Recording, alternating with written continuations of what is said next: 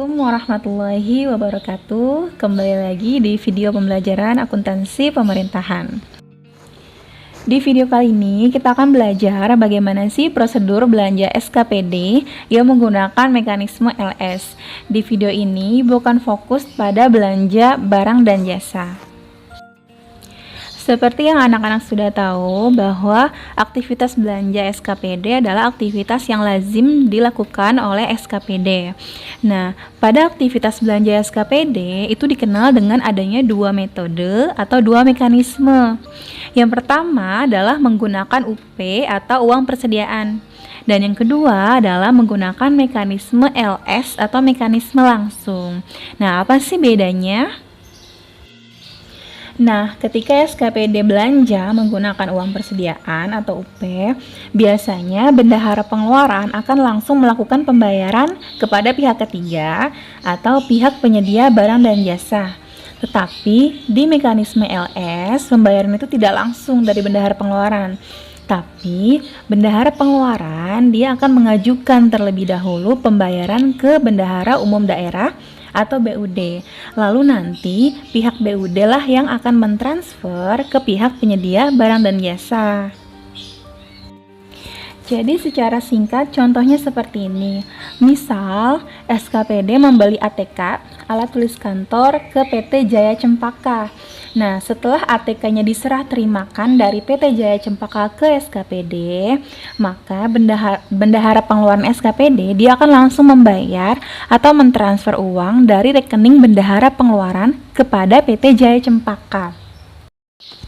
Sedangkan jika menggunakan mekanisme LS, ketika SKPD misalnya dia membeli mobil ke PT Auto Sejahtera, maka setelah serah terima barang, SKPD akan mengajukan pembayaran kepada BUD, Bendahara Umum Daerah, dengan prosedur yang nanti akan Ibu jelaskan. Lalu BUD akan mentransfer ke rekening PT Auto Sejahtera melalui rekening kas daerah.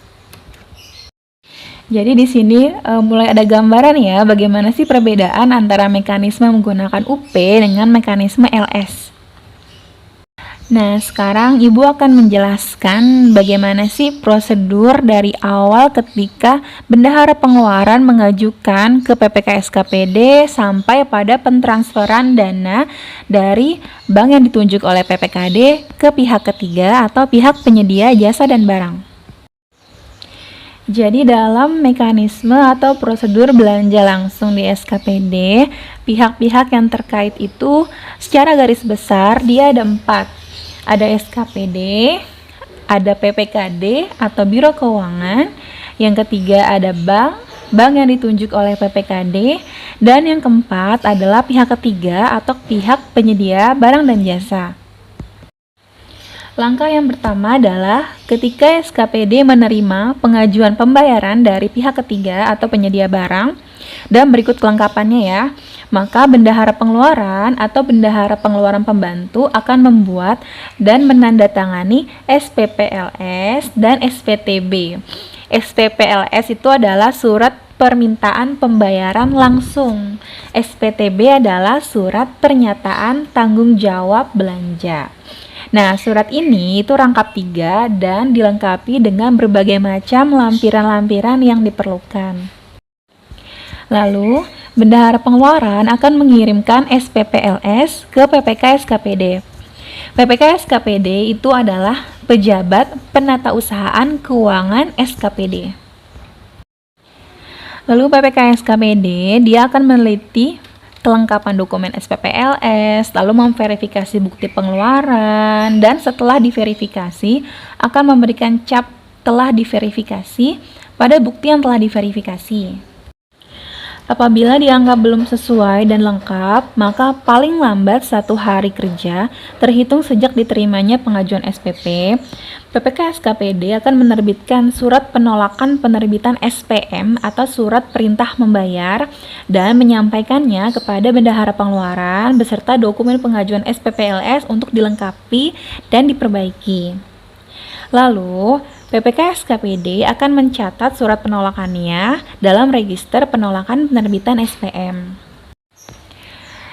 Dan apabila telah dianggap sesuai dan lengkap, maka dalam jangka waktu 2 hari kerja, Terhitung sejak diterimanya pengajuan SPP, maka PPK SKPD akan menyusun draft SPMLS rangkap 4.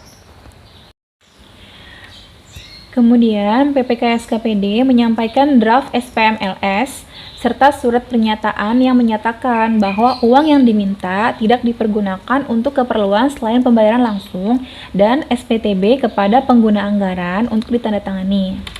Nah, kemudian pengguna anggaran akan menandatangani SPMLS, surat pernyataan, dan SPTB serta menyerahkannya kembali ke pihak PPK SKPD. PPK SKPD kemudian mencatat penerbitan SPMLS yang diterima ke dalam register penerimaan SPM. Lalu, SPM yang telah ditandatangani oleh pengguna anggaran, PPK SKPD akan mengirimkan lembar 1, 2, dan 3 ke bagian perbendaharaan Biro Keuangan dan kelengkapan dokumen lainnya, lalu lembar keempat akan diarsipkan. Setelah bagian perbendaharaan Biro Keuangan menerima SPMLS, maka akan diteliti kelengkapan dokumen SPMLS dan mengisi format B67. Apabila dianggap tidak lengkap, maka dokumen SPMLS akan dikembalikan ke SKPD untuk dilengkapi dan mencatat dalam register penolakan penerbitan SP2D. Dan apabila dianggap telah lengkap, maka akan diterbitkanlah SP2D LS rangkap 10 dan mencatat dalam register SP2D. Lalu apa sih SP2D? SP2D itu adalah surat perintah pencairan dana. Ini biasanya dijadikan sebagai dasar dalam pencatatan bukti pengeluaran kas bagi SKPD. Lalu bagian perbendaharaan Biro Keuangan akan mendistribusikan SP2D yang sudah terbit. Lembar 1, 2, 3, dan 4 serta SPMLS dan SPPLS akan dikirim ke bagian pengelolaan kas daerah pada Biro Keuangan. Lembar kelima dan 6 dikirimkan kembali ke SKPD. Lembar 7, 8, dan 9 dijadikan sebagai arsip bagian perbendaharaan pada Biro Keuangan. Berdasarkan terbitnya SP2D, maka bagian perbendaharaan mencatat dalam buku pembantu penerbitan SP2D per SKPD sebanyak 3 rangkap. Lembar ini dilampiri dengan SP2D lembar ke-10 yang dikirim ke bagian akuntansi, lembar ke-2 dan 3 sebagai arsip bagian perbendaharaan. Nah, setelah bagian pengelolaan kas daerah menerima daftar penguji dan SP2D dari bagian perbendaharaan pada Biro Keuangan, berdasarkan SP2D yang diterima, maka bagian pengelolaan kas daerah akan menerbitkan SPTU. Apa itu SPTU? SPTU adalah surat perintah transfer uang. Nah, SPTU ini akan dikirimkan kepada bank yang sudah ditunjuk untuk mentransfer uang ke rekening pihak ketiga yang tercantum dalam SP2D. Lalu, bank yang ditunjuk berdasarkan SPTU, dia akan mengirimkan atau mentransfer dana dari rekening kas umum daerah ke rekening pihak ketiga. Dan tidak lupa juga, bank ini juga harus memotong atau memungut potongan PPN dan PPh rekanan ke kantor pajak. Nah, jadi anak-anak seperti itulah gambaran singkat bagaimana prosedur mekanisme belanja pengajuan pembayaran ke pihak ketiga dari SKPD ke PPKD lalu ke bank yang ditunjuk sampai kepada pihak ketiga. Terima kasih sudah menonton video ini. Wassalamualaikum warahmatullahi wabarakatuh.